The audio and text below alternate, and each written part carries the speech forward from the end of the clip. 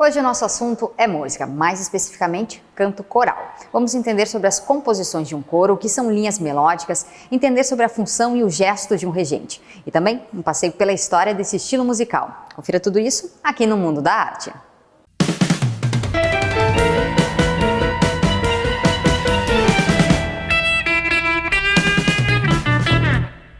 O Rio Grande do Sul é um dos estados com maior expressividade no Brasil no que diz respeito ao canto coral.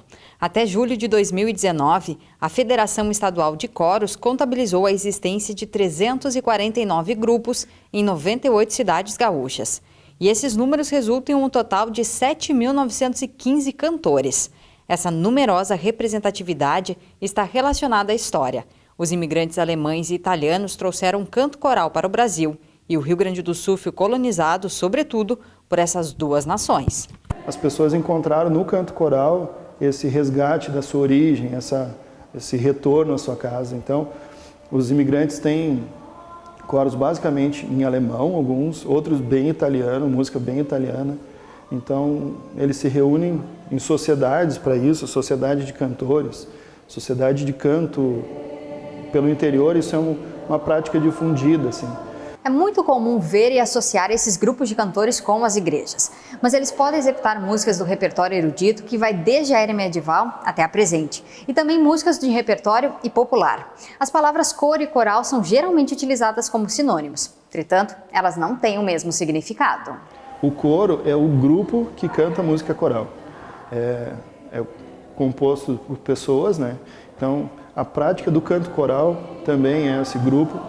O coral em si é a forma de compor essa música, que é uma forma em 4 vozes. Então, 4 linhas melódicas que se juntam compondo uma peça musical. Isso é o coral. E hoje, então, a gente usa também chamar os grupos de corais e tudo mais, mas esses grupos porque cantam música, né, nesse estilo composta a 4 vozes. Quando a gente fala em voz, a gente fala em linhas melódicas, né? Então, a gente pode ter um coro de 100 pessoas cantando uma única voz. Então, o que a gente chama de uníssono. E daí, quando a gente tem 4 linhas diferentes, é que a gente chama, então, de canto coral, de música composta dessa forma.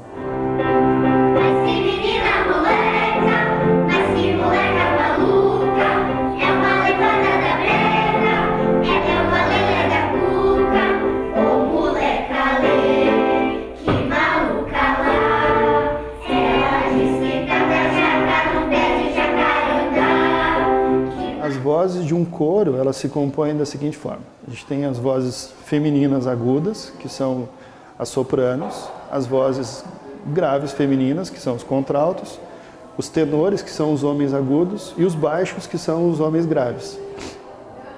Então, essa é a configuração clássica do coro, né, do canto coral. Mas, às vezes, isso tem subdivisões e outras vozes acontecendo aí. Às vezes, as mulheres cantam todas uma única linha, ou os homens todos uma linha só. Então, as configurações são as mais diversas possíveis. Mas, seguindo essa linha, assim, 4 vozes, sendo 2 masculinas e 2 femininas. Isso é o básico do canto coral que a gente tem. Os grupos de canto coral são liderados por um maestro que rege as apresentações a partir de gestos. E cada um dos movimentos tem um significado diferente. Os gestos indicam quais são as ações dos cantores durante a execução de uma música. No Brasil, a gente tem um grande número de coros, principalmente no Rio Grande do Sul, que é um polo coral no mundo. Assim, a gente tem muitos corais no Rio Grande do Sul. E daí, os regentes eles têm a função também de ensinar as pessoas a cantarem essas linhas. A função básica do regente é conduzir com gestos, a interpretar a prática do canto ou do instrumento. Então, quais são as indicações, né? A gente indica ritmo, andamento, a gente indica entrada de vozes, a gente indica nuances de intensidade, então volume ou intenções também são indicadas pelo gesto. Como, por exemplo, um gesto menor e mais próximo ao corpo, a gente tem uma música um pouco mais não fraca, mas menos intensidade vocal. E quando a gente começa a ampliar o tamanho do gesto, esse som tem que crescer junto, né? Da mesma forma que na orquestra isso também acontece. A diferença básica entre as duas é que o regente de orquestra usa uma batuta, né? O que não impossibilita o regente do coro também usar, mas o coro normalmente se rege com as mãos livres. A regência basicamente um lado, ou a mão direita, fica responsável por reger os compassos e a mão esquerda então para fazer entradas e para trabalhar essas nuances. Eu costumo usar as duas mãos para tudo, né? Então em algum momento conduzo com a mão direita os compassos e com a mão esquerda do entradas e com o outro eu conduzo os compassos com a mão esquerda e as entradas ou intensidades diferentes com a mão direita. Isso depende de cada regente também. Além do regente, os grupos podem cantar com acompanhamento de um instrumento musical. E para cantar bem, é preciso trabalhar e cuidar da voz. Isso é desenvolvido nas atividades de técnica vocal.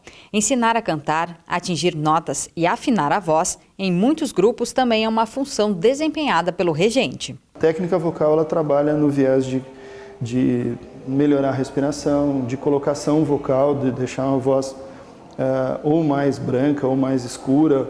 A gente usa termos não musicais para isso, porque, enfim, a gente tem que usar analogias, né?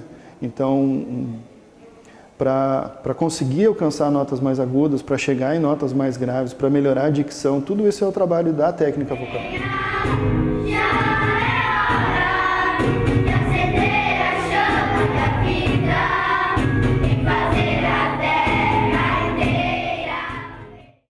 Neste programa, nós falamos sobre a história do canto coral no Rio Grande do Sul, as composições de um coro, entendemos sobre as linhas melódicas e o que significa cada gesto feito por um regente. Depois de saber tudo isso, é só aproveitar e curtir a apresentação de um coro.